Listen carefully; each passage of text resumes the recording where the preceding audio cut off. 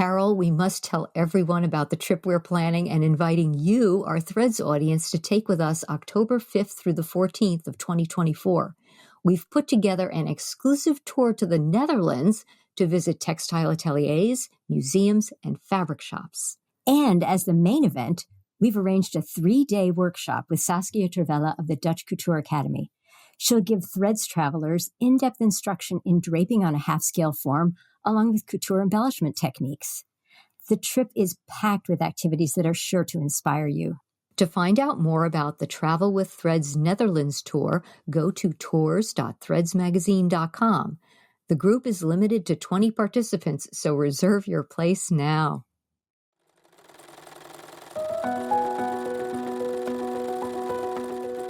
Welcome to Sewing with Threads, the monthly podcast with the staff of Threads Magazine.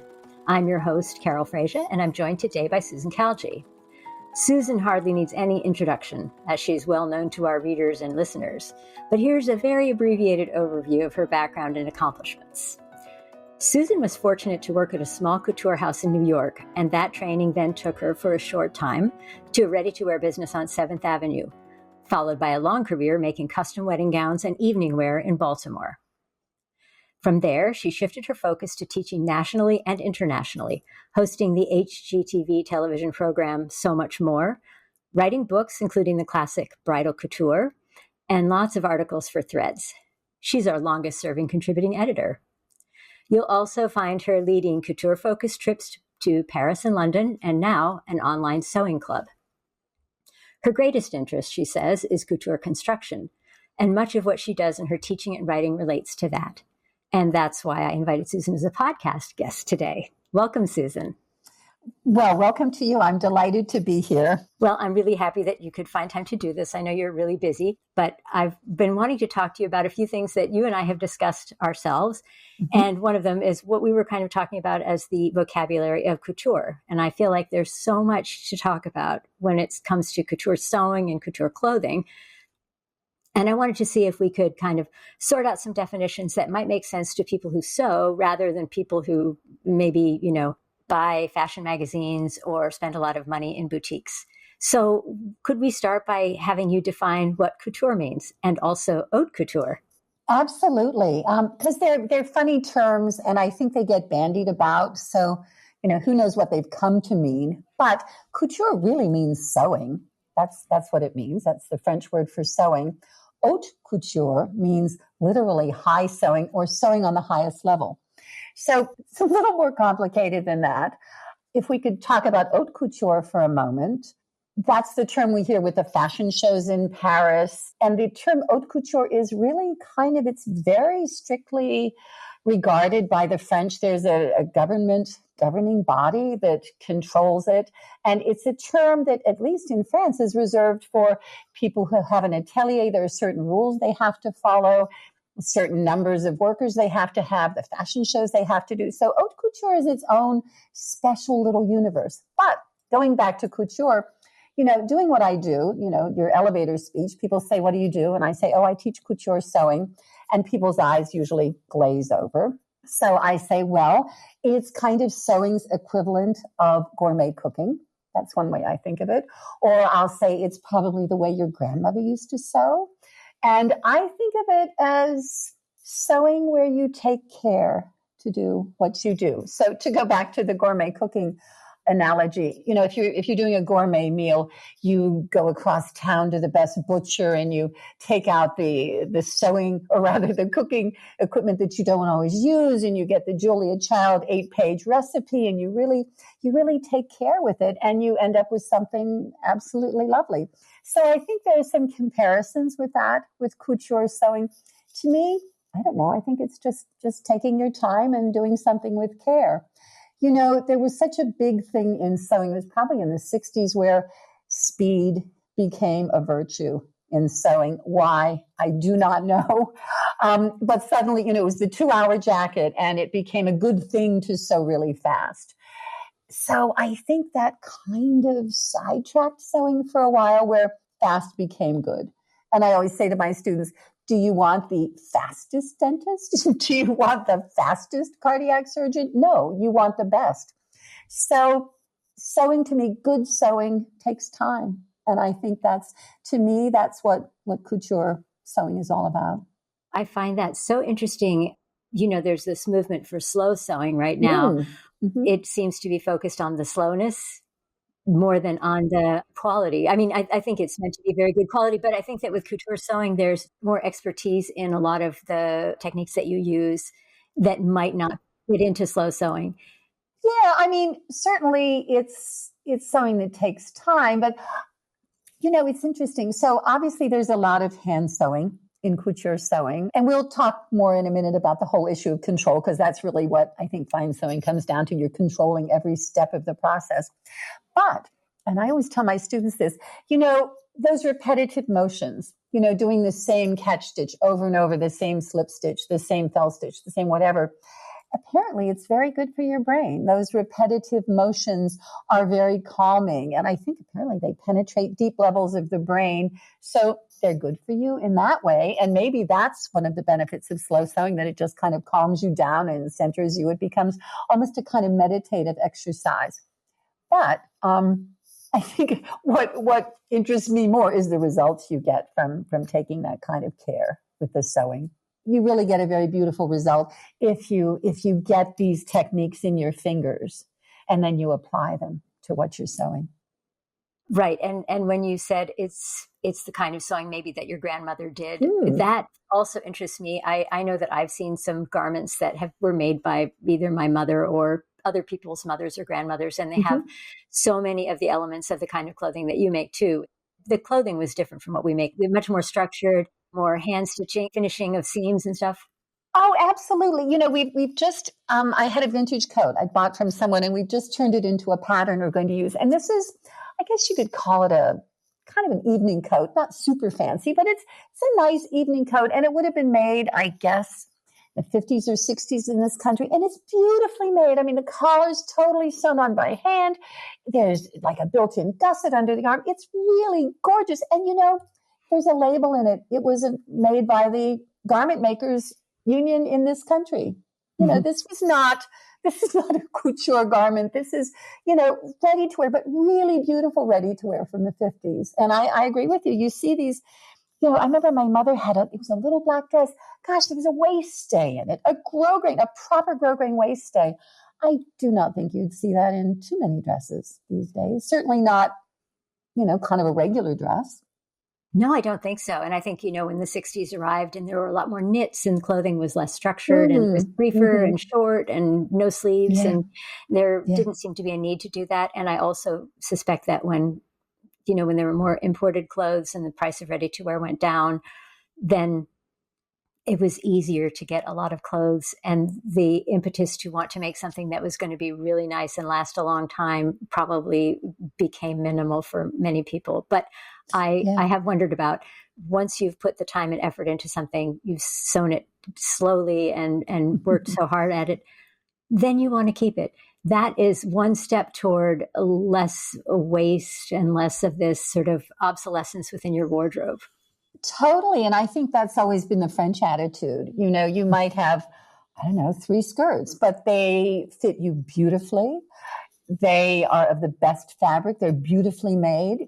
You only need 3 skirts. You don't need 20 cheap ones. You just need 3 really good ones or whatever. But it's certainly that idea of quality over quantity. Yeah, definitely. Well, what would you say is, what are some of the hallmarks of what you would consider to be a couture garment? What do you think? I know it differs from piece to piece, but what sort of elements would you be looking for? Oh, well, I think we touched on this a little bit the other day, and to give a bit of an overview, a sort of foundation of how I look at the whole process, to me, there are 5 parts of it. And I remember years ago, I had to give a speech, and I somehow cooked up, I called it the couture star. It was like this 5-pointed star. But those are the 5 elements that I think are really critical. So first of all, fabric. The fabric has to be wonderful. You want this garment to last.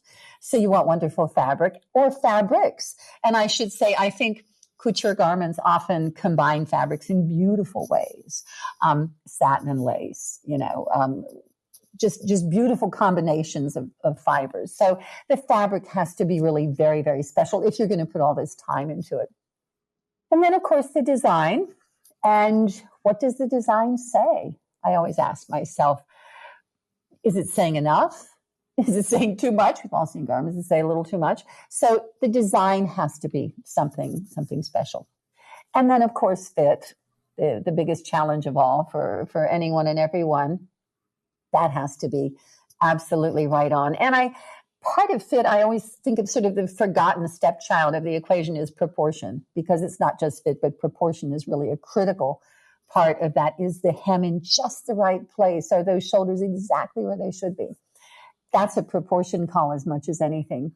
And then, of course, engineering plays a part in these garments. We've all seen people at the Oscars, kind of tugging up their dress. So it has to, engineering, because, these can be very special garments that put certain demands on something, a huge skirt or something off the shoulder or whatever. So the engineering is a really critical part of it. And then, of course, it all comes together with the construction.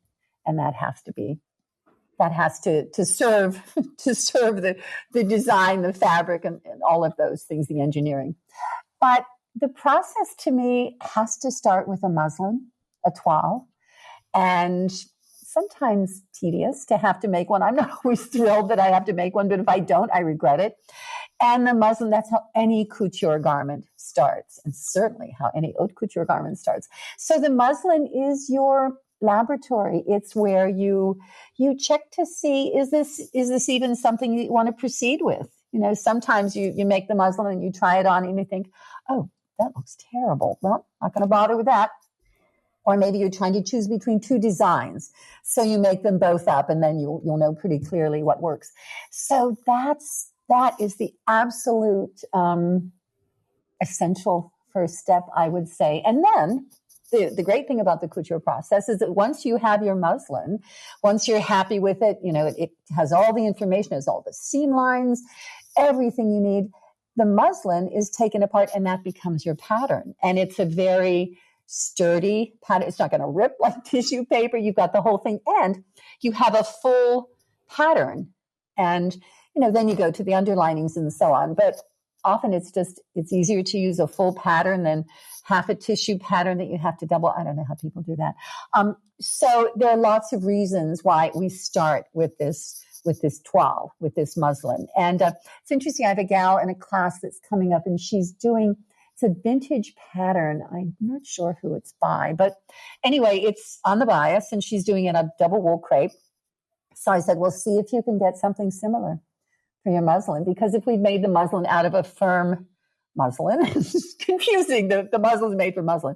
But if we'd use just a plain weave cotton for her toile, it wouldn't have draped the way the double wool crepe will be. So I said, see if you can find something similar to that for making your toile, for making your muslin. So often, if you're doing a coat, you might want a heavier weight. You can kind of mimic sometimes the garment that you'll be making with the weight of the fabric you're using for your toile, for your muslin. So that's really critical. That has to be your first step.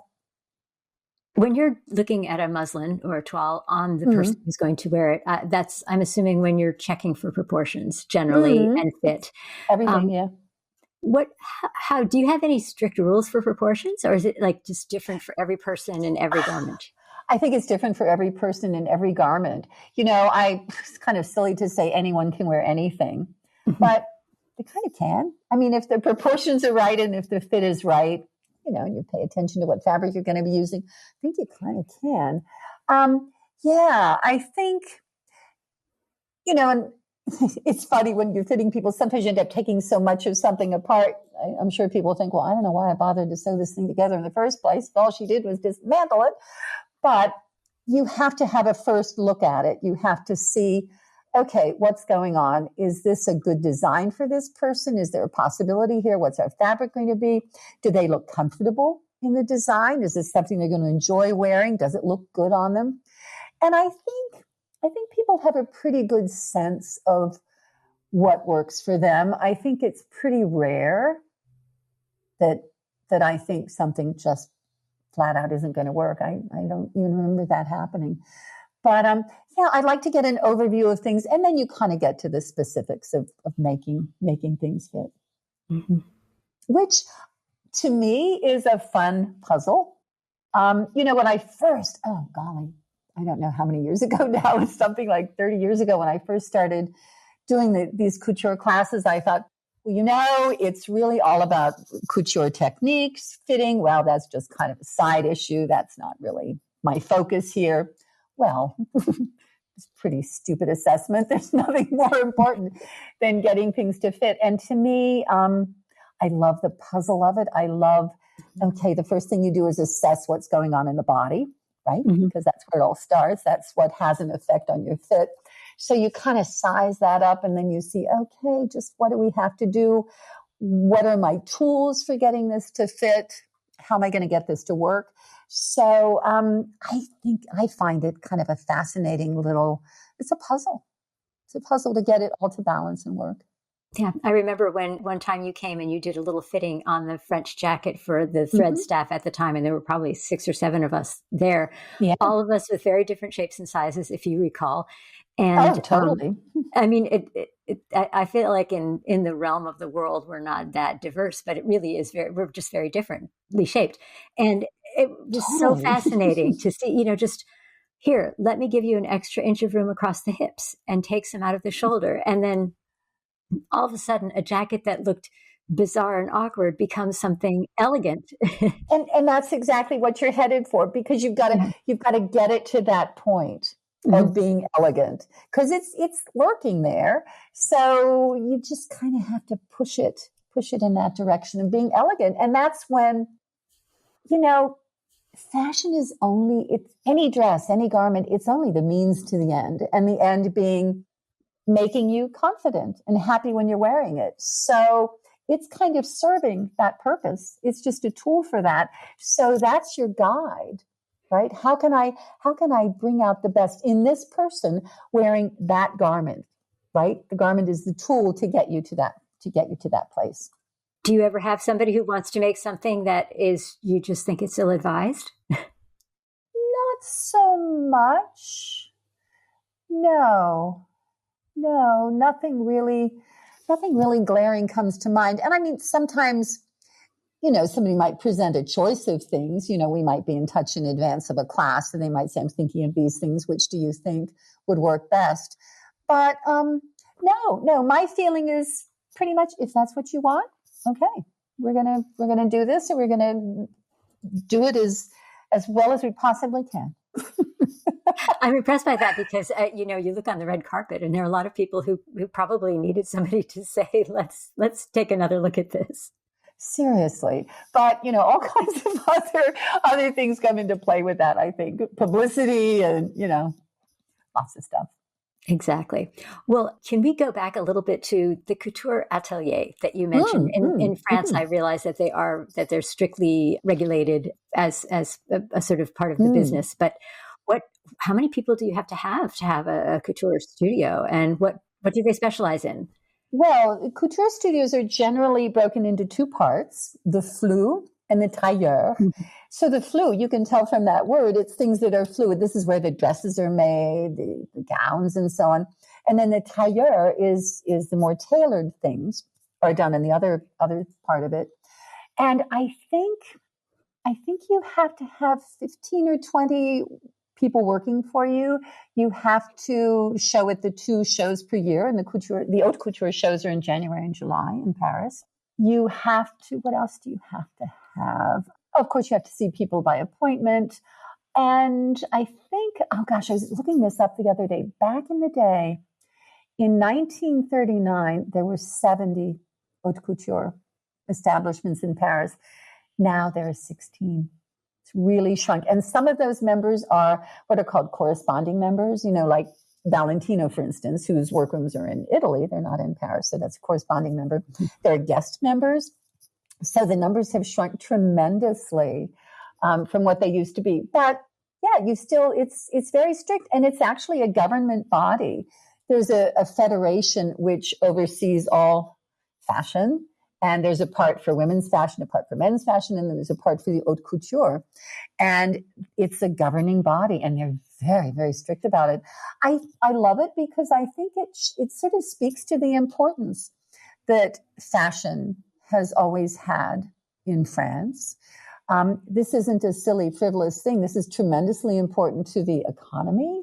And I think to the whole, I don't know, the whole nature, the whole personality, the whole atmosphere. It's just a tremendously important thing.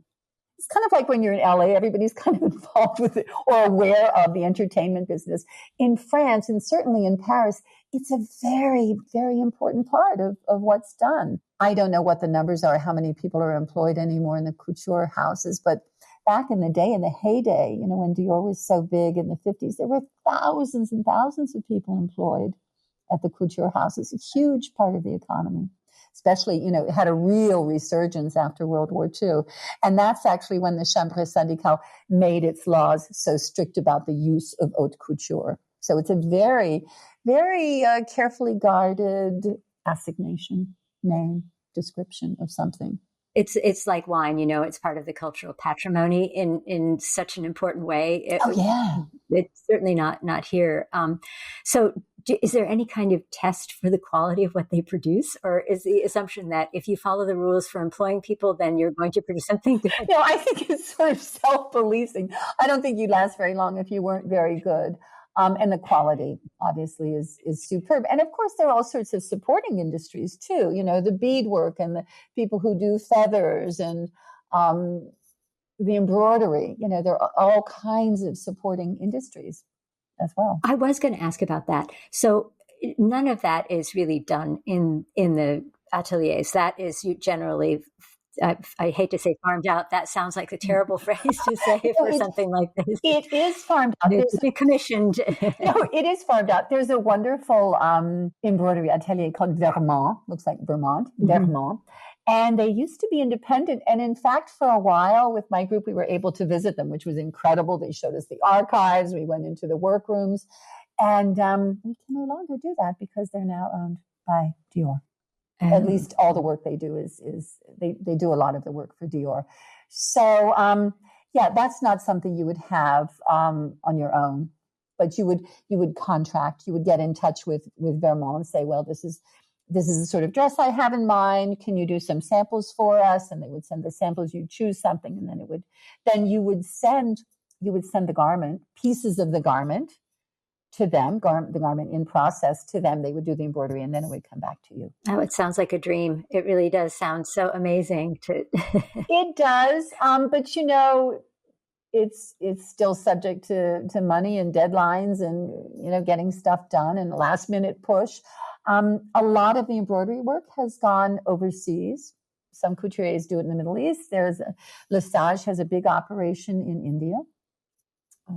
So, gets down to money, I suppose, and just practicalities. Right. And who knows if there isn't a heritage. I mean, I think in India there is a heritage of those heavily embellished fabrics. And yes, well, there certainly is. And, you used the word patrimony a minute ago, and that's such a big part of all of these industries in France. The French word patrimoine, this heritage, this idea of things having been done for generations, of something going down through a family. And you see it so much in these smaller supporting industries. Oh, yes, I can imagine that they're family owned and passed down. Yeah. Yeah. So let's point this in the direction of somebody who is a home sewer who doesn't have a studio with 15 people and no access to Lesage or any of those other places. But most of us don't.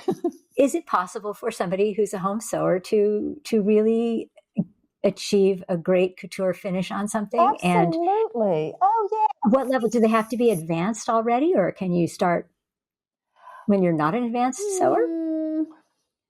I guess you could. I mean, there's no reason why you can't do things in a couture way right from the beginning. I don't think any of it is smoke and mirrors.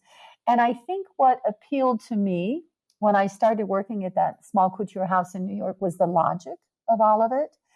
And I was, I had studied sewing in home ec, and I you know what it was like back in the day. You'd always buy a more complicated pattern, right? Oh, I get a pattern with a collar this time, or oh, look, this one has this kind of a cuff. I've never done that. So you kind of educated yourself as you went along.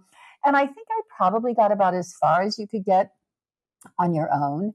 And then this new world of couture sewing opened to me. But it's not brain surgery. And as I said, it's all absolutely, it's dead logic. And I think that's what appealed to me the most. And I think that's something that maybe appeals to a lot of the people who choose to sew this way. So certainly you get better with practice doing things. But honestly, I think if someone, and you could start with an A-line skirt or a straight skirt. You could start with something simple.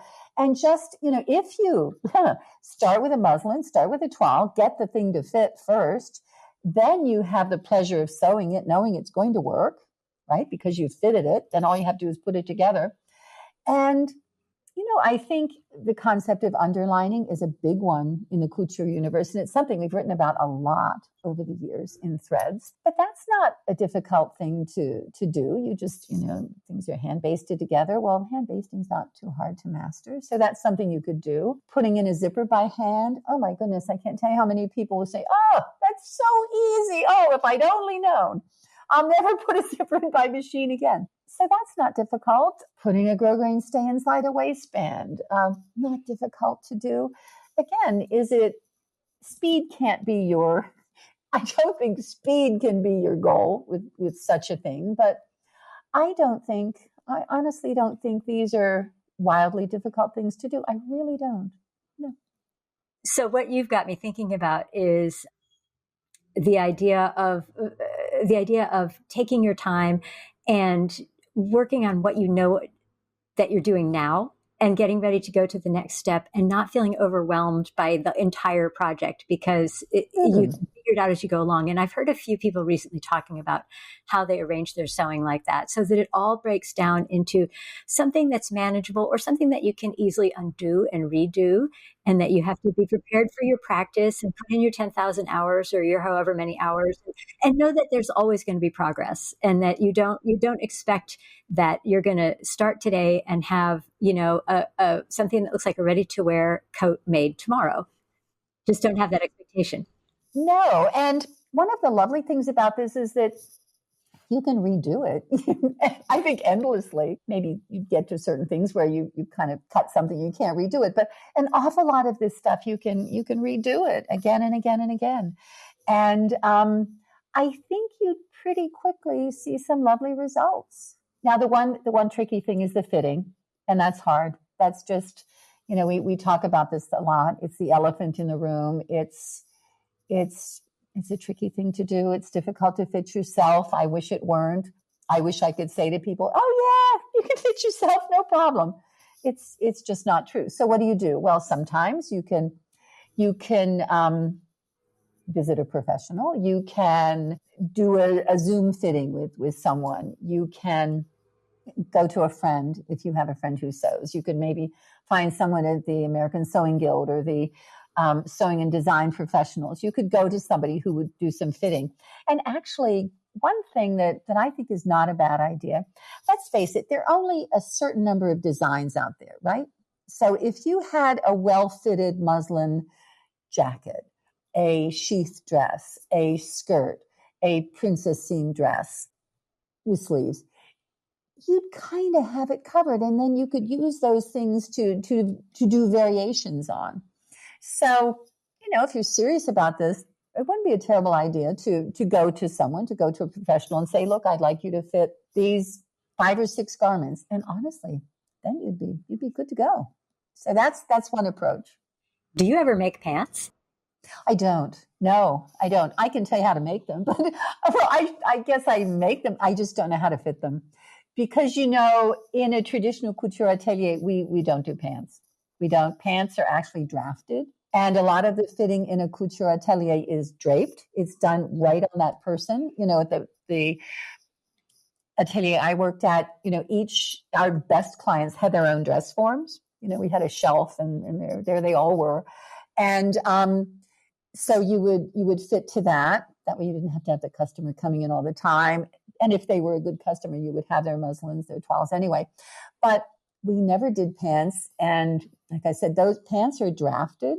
They're not draped. If you think about it, it'd be kind of weird to drape a pair of pants on someone. So it's something that's just drafted from measurements. And I don't know how to fit them. I see those lines and nope, not my territory. So I don't know how to correct the problems that there are with them. So no, don't do pants. So if someone had a pant pattern that fit well and they wanted to make them in a couture style, is there anything particular you would recommend for just improving the construction? Oh, I guess we almost always use underlinings in couture sewing. And I think that would probably help to keep the fabric from bagging out, when you sit down. Yeah. And I'd say use an underlining as well as a lining, Right. So organza is kind of our go-to underlining, the one we use so much of the time. And a lot of people find that scratchy to wear. I don't. Plus it sort of softens over time. But I think if you were making a really beautiful pair of pants, you'd want to have a lining in there anyway.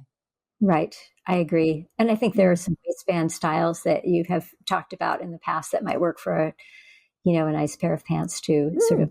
Definitely. Yeah.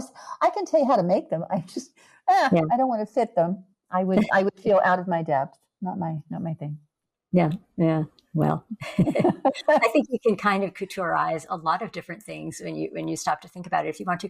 But I also know that many people want to just like sit down on the weekend, make a sundress and be, walk away and be happy with that. And I think there's room for all of this. Oh, absolutely. Oh my goodness. To go back to the gourmet cooking analogy, do you make a gourmet meal, twice a day for lunch and dinner every day?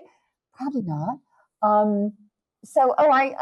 I think is the great thing about sewing. There's every level out there. If you do want to make that quick dress, absolutely. Then you kind of get somebody like me. I realize I'm out in left field because it's the only kind of sewing that I like to do.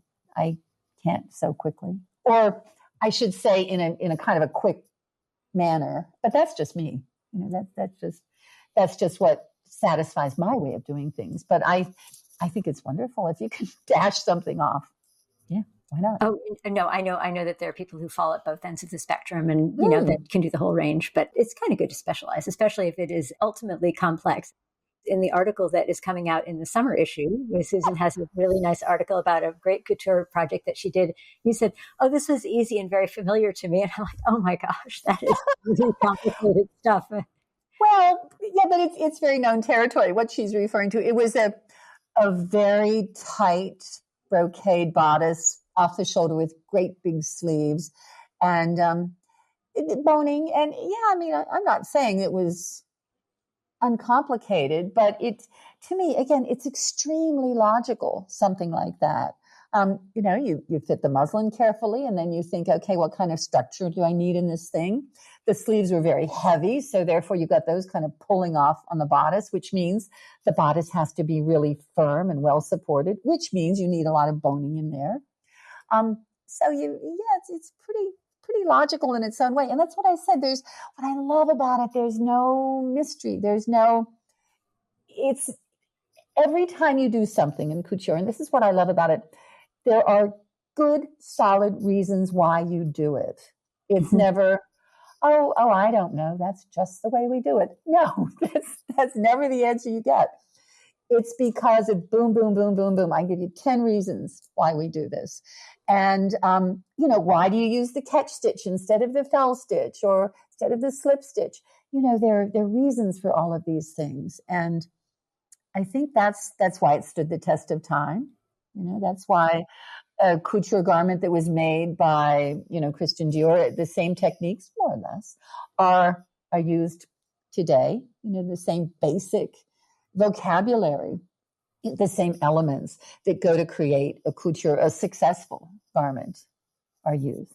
Right. And that brings back to what we were talking about at the beginning, the vocabulary of couture, which is you have your five elements of what makes a couture garment. And also, just as you say, each piece, the catch stitch, for example, what it does for you, it's not just there because it's cool to know it. It's there because it has a certain flexibility. You just need to know that. You do. And I can tell you why we use this instead of the other. And I guess the word So all of this kind of heading down the finish line to what makes a good garment. And I think every single one of these elements speaks to control. Mm-hmm. You're controlling every step of the process. And I always joke with my students, if I could stamp the word control on their foreheads, because that's what all these things serve, right? You're controlling how it fits. You're controlling how the fabric behaves by your underlining, by the stitches you choose. You control how it works on the body by your engineering. You just control. And I guess, I don't know, maybe control has bad connotations, but maybe there's a better word for it. But to me, that's what this is all pointing at, right? The control that it gives you. Let's say you buy a pattern, you go to the store and you come home into the pattern, you cut it out, you sew it up, and it doesn't fit at all. Well, yeah, you didn't control the fitting, right? Because you didn't make a muslin, you didn't make a toile, so you didn't control that. That didn't work. So, it just allows you to control in the best possible way. I have to think of another word for control that sort of has negative implications. Well, because everybody wants to put freak on the end of it and say control freak. It's not being a control freak. It's being in control of your process. And if you want a good result, you kind of have to be in control of your process. I think if you want to just throw things together and have a great time and have fun, and you're happy with what you get at the end, that is fine. But I feel that a lot of people want to throw things together and have a great time, and then they're not happy with what they made. And it's because, as you say, they didn't control elements that were important to control. I think so, because, like if you do want that 8-page cassoulet recipe that Julia Childs has to work, well, then you kind of have to, go through the paces. You have to get all those special ingredients. You have to kind of plot it out. You're not going to be able to throw it together in 10 minutes. So I think control, and also the thing we talked about, time.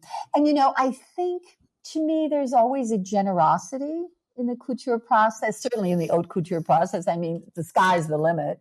You have all the time in the world, all the money in the world. So I think the way time is spent in a very generous way.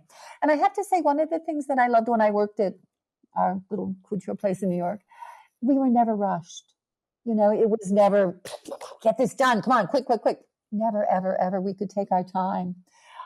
Certainly there were times, Mrs. Rockefeller needs her evening gown by tonight, and it was all hands on deck. But much of the time there was a real, and I'm so glad I'm kind of getting to this, a real enjoyment of the process.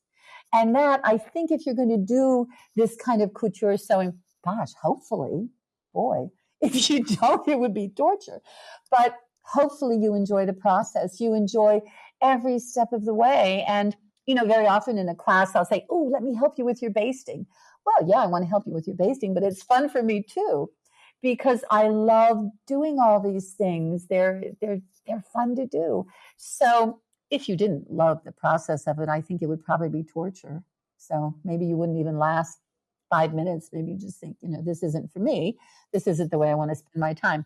But I do think, so that generosity, time and intention and budget for fabric, all of that stuff.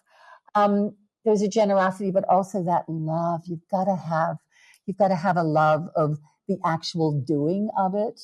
You have to love doing the faux stitch for hours. You have to love playing with the lace on the bodice of a wedding gown. You have to really love that, because you're going to be doing it for days, and it would be horrible if you didn't. That'd be torture. The people who don't love it are the people who don't do it. I mean, that's really what it comes down to. Those people are the ones who want to get a serger and make, all knitwear. And again, that is completely fine. So that's what your life needs. That's what you enjoy. That's your way of doing it. Oh, sure. Yeah.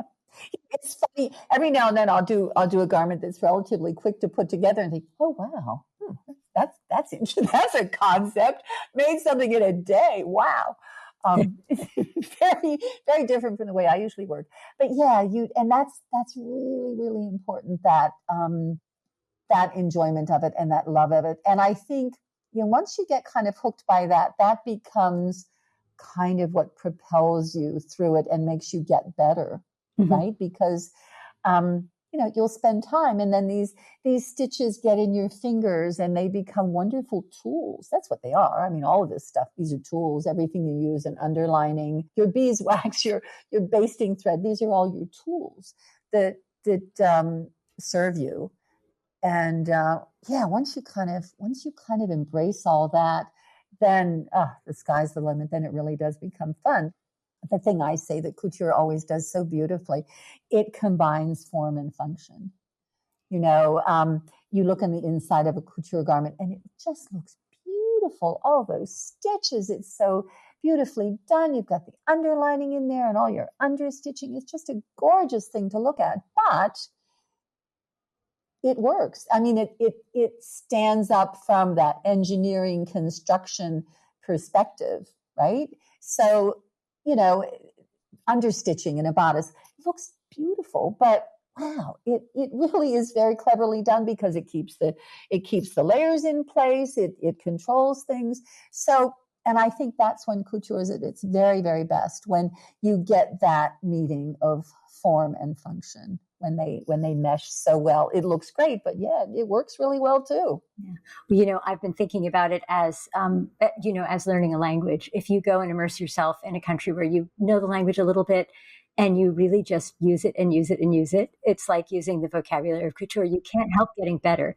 Oh, absolutely. You have to get better at it, and you become more expressive with it. You can say what you really mean to say. You can get the results you want, and just be and feel really familiar and as you say, just kind of full of joy with using all of this vocabulary and the language. Well, you are, and that's what And I think I always thought as a teacher, my job isn't to say, oh, put this stitch here, put that stitch there. My job is to teach my students to think, right? That's my job. So that the next time when I'm not there and they have to figure something out and they think, okay, which tools do I have at my disposal? Where would the boning go? Which is the best stitch to use? Where should the zipper go? Where's the best place to put the closure? Because then, like you say, that's when you own it. Mm-hmm. That's when it becomes you, when you have all of these, not just tools, all these options. Mm-hmm. And you can put them together in a really wonderful way. You can have that conversation in French. You're not repeating rote what you learned in, 10th grade French. You can put this all together yourself and express yourself. Well, Susan, we are running out of time, and I want to thank you so much for telling us all about this. This is really inspiring and exciting. It makes me feel like this is something that anyone could do if they decided to just dip their toe in and then keep moving. 100%. Absolutely. I promise you, give it a go. Your results will astonish you and they'll make you want to go further with it. Seriously. Well, that's very wonderful. And thank you for joining me today, Susan. And thank all of you for listening. If you want to know more about Susan Khalje, visit her at susankhalje.com. Please remember to send your comments, questions, and suggestions to th@threadsmagazine.com. And please like, comment, and subscribe wherever you are listening. Until next time, keep on sewing with threads.